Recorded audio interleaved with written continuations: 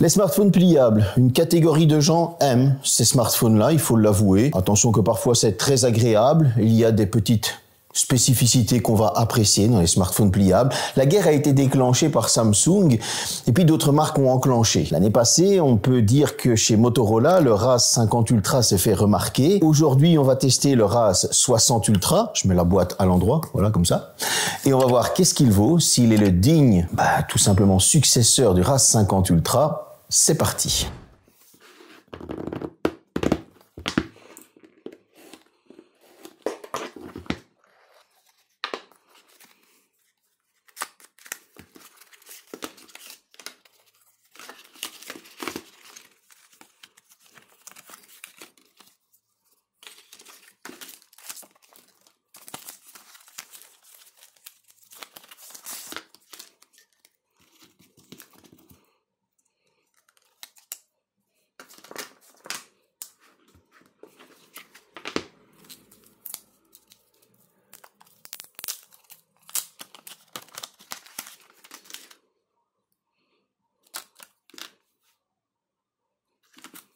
Le voici, le voilà, dans une version Alcantara, comme on peut le voir. Ouais, très agréable au toucher. On va en parler tout de suite après. Petit déballage complet, avec la boîte, tout simplement le câble, et oui, la coque. Alors, pour tous ceux qui vont râler, il n'y a pas de chargeur, donc j'achète pas.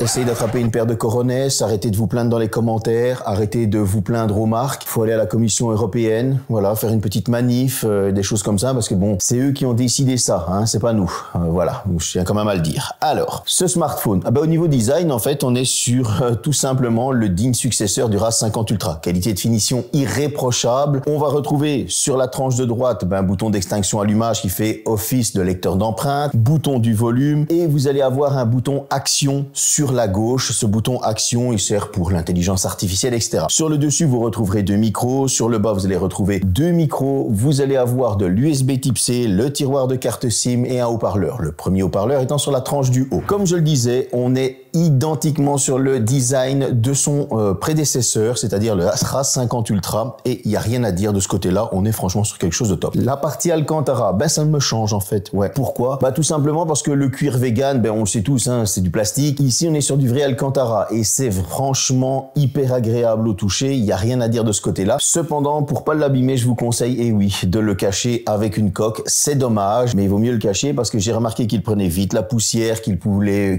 faire des petites poussières ou des petites bouloches, ce serait dommage de l'abîmer. En tout cas, au niveau qualité de finition, niveau matériaux, rien à dire. On est sur de deux Motorola et honnêtement, c'est propre. 199 grammes. Et il faut préciser aussi 100 € de plus par rapport au Razr 50 Ultra. Ouais, ça pique, c'est comme ça, c'est l'inflation comme on dit. Bref, qu'est-ce qu'on y retrouve? Est-ce pardonnable? Du Wi-Fi 7, Bluetooth 5.4 LE, de la 5G, nano SIM et SIM, double haut-parleur. On va pas trop se plaindre jusque-là. Bref, qu'est-ce que ça vaut au niveau de la 5G? La 5G par rapport à un S25 Ultra, un Xiaomi 15 Ultra, un iPhone 16 Pro Max, un Oppo Reno 13 Pro, etc. Eh bien, je captais de la même manière, il n'y avait aucun souci, la captation de la 5G se faisait parfaitement. Au niveau du Wi-Fi, les taux de téléchargement sont très très bons, on était au maximum de ma ligne et le taux d'envoi était au maximum de ma ligne aussi. Donc par rapport au ultra haut de gamme, on est exactement à la même chose. Si on va sur le Bluetooth 5.4 LE, j'ai pu le connecter à la voiture sans aucun souci. Il a été connecté à 3 véhicules différents, 2 de marque allemande, un de marque suédoise, et il n'y avait pas de souci. Il a été connecté aussi à des écouteurs, non pas des Motorola mais des Xiaomi, pour voir s'il n'y avait pas de souci de ce côté-là. Eh bien, il n'y avait aucun souci. J'avais une portée d'environ 10 à 12 mètres et c'était un son très clair. La personne au bout du fil m'entendait très bien. Les bruits environnants étaient assez bien atténués aussi. Au niveau des écouteurs, il n'y avait pas de grésillement. Mais en conversation, est-ce que c'était le même? Tout à fait. On avait une conversation qui était claire, qui était limpide. La personne au bout du fil, bien évidemment, était sur un ultra haut de gamme avec de la 5G. Ça compte, je tiens à le préciser parce qu'il y en a certains qui me disent on n'entend pas bien la personne, c'est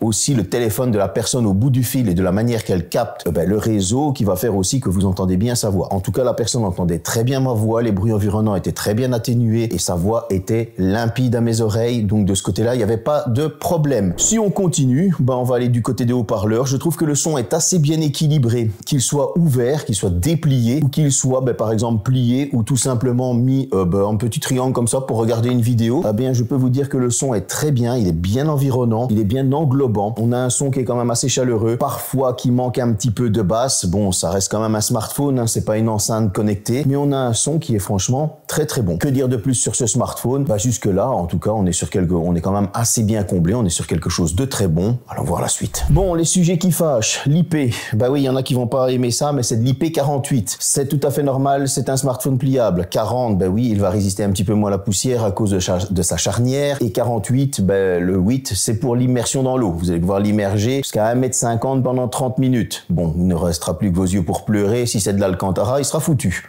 Autant dire la vérité. En tout cas, il n'y aura pas de souci au niveau de la résistance à l'eau. Il faudra faire un petit peu plus attention au niveau de la résistance à la poussière, comme il y a une charnière, mais ça, maintenant, on a l'habitude avec les pliables. Là où il y a un sujet qui fâche vraiment, c'est qu'on est sur de l'Android 15. Avec tout ce qu'il faut dans l'Android 15, on va en parler, mais on aura seulement 4 ans de mise à jour sécurité et 3 ans de mise à jour OS. C'est pas beaucoup, surtout qu'on est sur un smartphone ultra haut de gamme, vu le prix, et donc du coup, on s'attend quand même à avoir un peu plus longtemps de mise à jour. Je sais qu'il y en a qui vont râler là-dessus, dites-le moi dans les commentaires. En tout cas, si ça ne vous plaît pas. Maintenant, on est sur la surcouche Motorola, hein, donc on est sur de l'Android 15 avec la fine surcouche Motorola. Moi, c'est une surcouche que j'aime bien parce qu'elle est très légère et donc du coup, elle ne surcharge pas le téléphone. Vous allez avoir une personnalisation aux petits oignons, hein, icônes, couleurs, etc. Évidemment, il y a de l'intelligence artificielle. C'est celle de chez Google qui a été faite à la sauce Motorola. Ça s'appelle Moto AI. Ce Moto AI va générer des images, etc. Vous allez pouvoir lui demander pas mal de choses. Comme toujours. Moi, ce que j'ai bien aimé, c'est quand on rentre dans Moto AI ou qu'on appuie sur le bouton d'action pour l'activer, c'est qu'il peut nous lire nos notifications. Et ça, j'ai trouvé ça assez sympa. Vous pouvez lui demander de lire les notifications en particulier. Ça, c'est sympa aussi. Maintenant, pour le reste, on connaît. Hein. Vous allez pouvoir avoir tout simplement de la retouche d'image. Vous allez avoir pour effacer votre ex ou votre chien qui est venu sauter juste devant vous pendant une photo, etc. Mais vous allez aussi pouvoir corriger vos textes et tout ce qui se fait. Maintenant, oui, c'est l'intelligence artificielle de Google que Motorola a mis à sa sauce, comme tout le monde fait actuellement. La partie écran, il y a beaucoup plus à dire, forcément, vu que c'est un smartphone pliable. Commençons par l'extérieur. Il est de 4 pouces, en LTPO AMOLED, 165 Hz, Dolby Vision, HDR10. Ouais, c'est quand même pas mal. 3000 nits de luminosité, une résolution qui va de 1272 par 1080. On a franchement un très bel écran extérieur qui est totalement exploitable, qui ne vous oblige pas à le déplier. Et encore une fois, j'ai été surpris de l'utiliser plus souvent plié que déplié. Vous allez pouvoir répondre à vos messages sur cet écran lorsqu'il est plié et ça c'est top. Vous allez pouvoir regarder des vidéos YouTube. Vous allez pouvoir aussi tout simplement surfer, mettre des applications. Il n'y aura aucun problème. Cet écran de 4 pouces fait parfaitement son travail. Il est totalement exploitable à l'extérieur comme à l'intérieur. Le 3000 nits fait très bien son boulot. Si on le déplie, on est sur un écran de 7 pouces. Ouais, c'est grand. Ça, c'est pour gagner en confort de vision, comme je dis souvent. Et on va avoir quoi?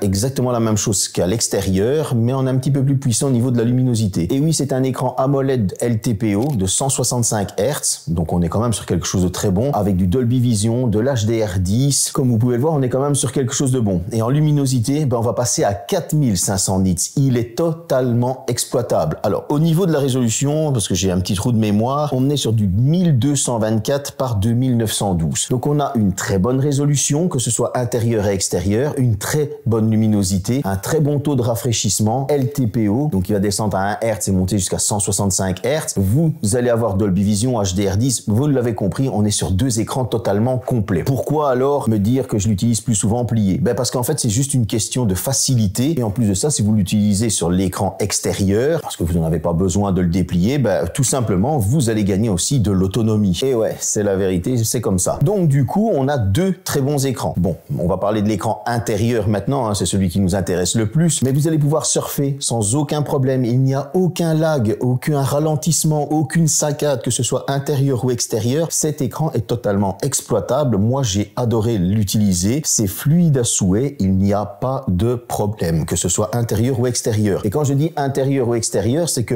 oui, je me suis amusé à aller sur diverses applications sur l'écran extérieur. Il n'y avait pas de problème. Et une fois qu'il est déplié, on gagne en confort de vision, bien évidemment, parce qu'il est beaucoup plus grand pour regarder des vidéos, etc., vous allez être totalement immergé dans les films, les séries, les jeux vidéo que vous allez regarder sur cet écran, avec des noirs profonds, un très bon contraste. Les couleurs, la colorimétrie, c'est à vous de la régler. Moi, je la mets toujours en ton naturel, mais on a franchement de très bons tons au niveau de la colorimétrie. Si vous voulez quelque chose de plus flashy, il suffira d'aller dans les réglages. Bref, ces écrans sont irréprochables à mon sens. Moi, en tout cas, j'ai adoré les utiliser. Au niveau des performances, on va retrouver le fameux Snapdragon 8 Elite, tout simplement gravé en 3 nanomètres. Vous allez avoir l'Adreno 830, 16 Go de RAM, 512 Go ou 1 Tera de stockage en UFS 4.0. Bon, qu'est-ce que ça nous a sorti? AnTuTu Bench, je vous l'affiche ici sur le côté, 2 284 136 points. C'est juste énorme. On a actuellement le smartphone pliable le plus puissant, j'ai envie de dire, vu les scores qu'il nous sort. On va aller voir ensuite du côté des jeux vidéo, etc. Mais vous allez voir, on est quand même bien servi.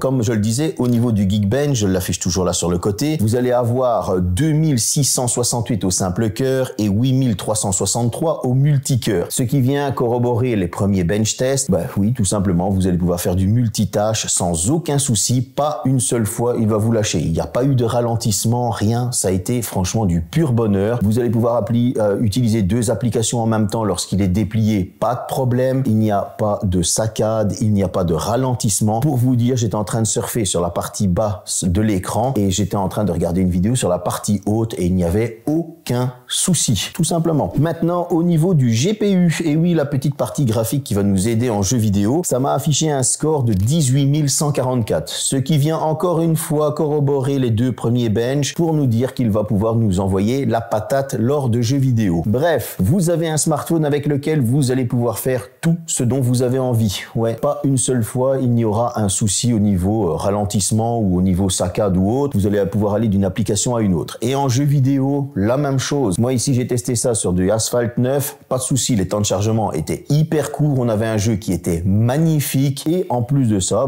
oui, c'était franchement très agréable à jouer. Si on part maintenant sur du Genshin Impact, et j'ai pu jouer avec des graphismes élevés en 60 FPS, c'était stable. Franchement, c'était magnifique, c'était une très bonne partie, on était sur quelque chose de très bon. Il n'y a rien à dire de ce côté-là. Personnellement, moi j'ai adoré Genshin Impact, là avec des graphismes comme ça, c'était juste du pur bonheur et on avait une température qui était de 56 degrés. Alors j'ai déjà vu bien pire, ne vous inquiétez pas, honnêtement, il n'y a pas de souci. Si on part maintenant sur du Fortnite, pourquoi je prends Fortnite? Parce que c'est la partie, on va dire, jeu vidéo la moins optimisée.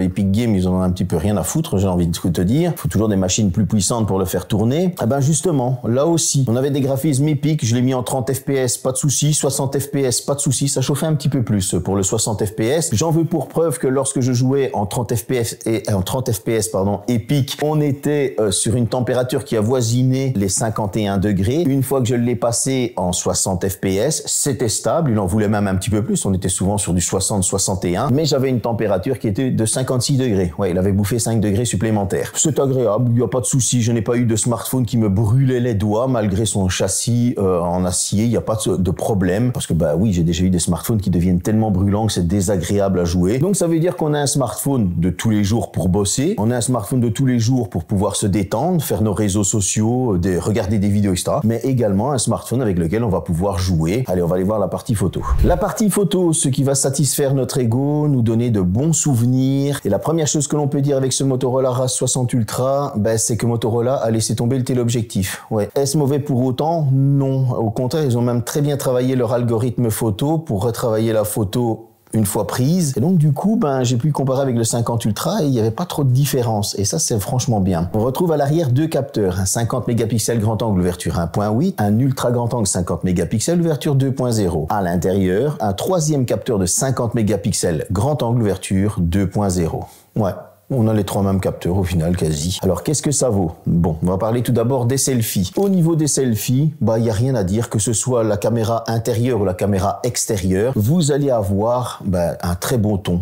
Il n'y a pas de couleur dénaturée, vous n'êtes pas trop lissé et ça c'est très bien. Cependant, il y aura une petite différence, oui, l'ouverture est un petit peu différente et donc du coup, vous allez avoir cette petite différence comme si vous étiez un petit peu zoomé en plus proche avec l'écran extérieur. Oui, parce qu'on peut le faire comme ça, vous voyez, pour faire vos photos tout simplement. Maintenant, pour ce qui est de l'effet bokeh ou le mode portrait, je ne l'ai pas trouvé baveux. Il n'y avait pas de souci de ce côté-là non plus. On était sur quelque chose de très bon. Et encore une fois, on était un petit peu plus proche avec l'écran extérieur.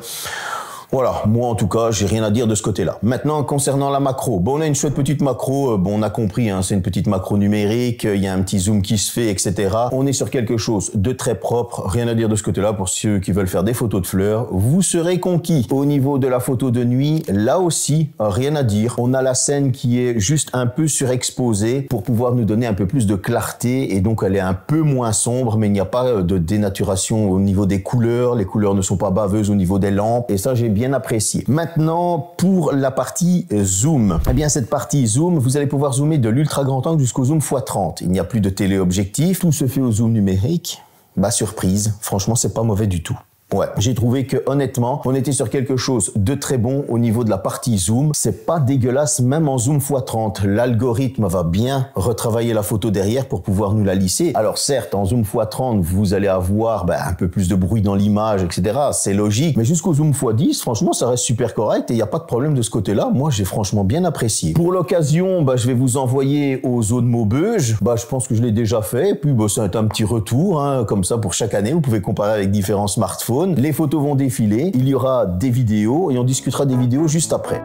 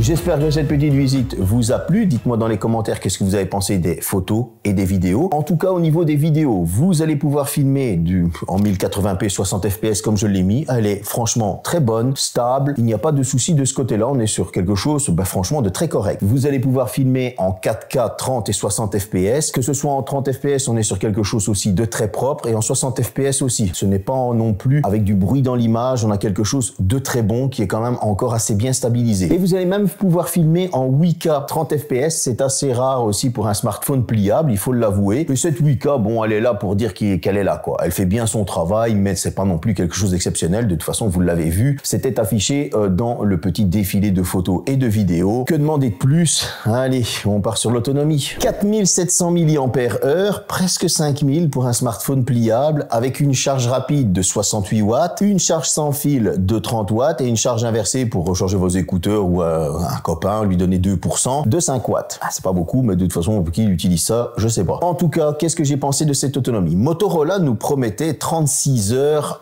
d'utilisation du smartphone. Bon.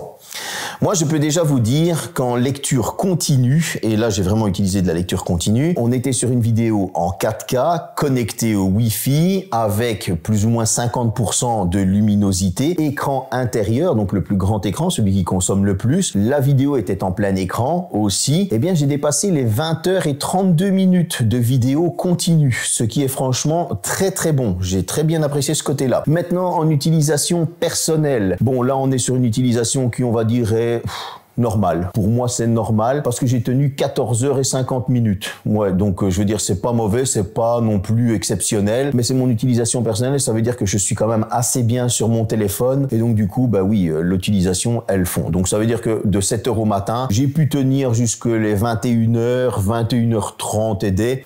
Pourquoi? Parce qu'il restait encore 10-15%. Voilà, je l'ai mis à charger ensuite. Maintenant, avec une utilisation plus modérée, là c'est une belle petite surprise. Motorola a presque tenu sa parole, ouais. Parce qu'ils annonçaient 36 heures, moi j'ai pu tenir 37 heures et 20 minutes. Ce qui veut dire qu'avec une utilisation plus modérée, et plus modérée c'est quoi? J'avais moins de notifications, moins d'applications qui tournent en arrière-plan, etc. Bien évidemment, j'ai fait chipoter un petit peu à mes réglages. Il y avait des notifications dont je n'avais pas besoin. Et donc du coup, je me suis retrouvé avec presque 38 heures d'utilisation. Cette utilisation plus modérée, je vais pas vous mentir, j'utilisais plus l'écran extérieur et honnêtement, des fois il n'y a pas besoin de plus. Bon, nous sommes sur un tarif quand même assez élevé de 1299 €, 1299. Donc comme je le disais, nous sommes 100 € plus cher que le prédécesseur, le 50 Ultra. Et qu'est-ce qu'on va trouver comme défaut? Le premier défaut, et c'est venant de la part de Motorola, c'est ça qui m'attriste un petit peu, c'est cette mise à jour. Parce que c'est une marque que j'apprécie particulièrement, qui font de très bons smartphones, très équilibrés, bon rapport qualité-prix et qui progressent de plus en plus. Mais là, 3 ans de mise à jour OS, 4 ans de mise à jour sécurité, c'est vraiment pas assez pour un ultra haut de gamme. J'aurais aimé qu'il me fasse un petit 5 ans sécurité, 4 ans OS, le minimum syndical comme on dit. Si maintenant on veut aller chercher la petite bête, on va dire qu'il n'y a plus de téléobjectif. Et ça, c'est dommage. Pourquoi? Parce que quand on voit le travail de l'algorithme derrière avec ses zooms, j'ai quand même été assez étonné comme il n'y a plus de téléobjectif, je me dis quand même que si on avait eu ce travail algorithme plus le téléobjectif, on aurait eu vraiment quelque chose d'encore mieux. Alors, c'est un défaut sans en être un, je tiens quand même à le préciser, mais voilà, j'avais envie de le dire. Maintenant, à côté de ça, j'ai pas trouvé réellement d'autres défauts. Pourquoi? Parce que la photo, elle est pas mauvaise du tout, elle fait très bien son travail, on va pas lui en demander plus. Vous avez un smartphone avec une bonne autonomie qui est correcte, c'est pas non plus l'autonomie la plus exceptionnelle du monde, mais c'est pas la plus mauvaise du monde non plus. J'ai déjà eu bien pire que ça, et honnêtement, il fait le taf, parce que quand même tenir presque 40 heures, enfin 38 heures, pardon, avec l'écran extérieur et honnêtement en utilisation plus modérée, c'est franchement très très bon. On a un smartphone qui est franchement très puissant, pour un smartphone pliable, là il nous envoie la patate comme on dit, avec lequel vous allez pouvoir faire tout ce que vous voulez sans aucun problème. Bref, vous l'avez compris, on a aussi une charge super rapide qui vient compléter cette autonomie qui n'est pas mauvaise. On a quelque chose de pas mauvais du tout. Et encore une fois, la guerre des smartphones pliables est relancée. L'année passée, ils avaient mis quelque chose de très bon sur le marché avec le 50 Ultra. Cette année, ils sortent le 60 Ultra avant que le Galaxy Z Flip 7 ne sorte. Il va falloir que Samsung se sorte les mains des poches pour pouvoir attaquer ce RAS 60 Ultra et nous montrer qu'est-ce qu'ils savent faire aussi. Donc on attend de pied ferme Samsung. La guerre des smartphones pliables ne fait que commencer. À vous de me dire dans les commentaires qu'est-ce que vous en pensez, de me mettre un pouce bien évidemment, de vous abonner. Salut.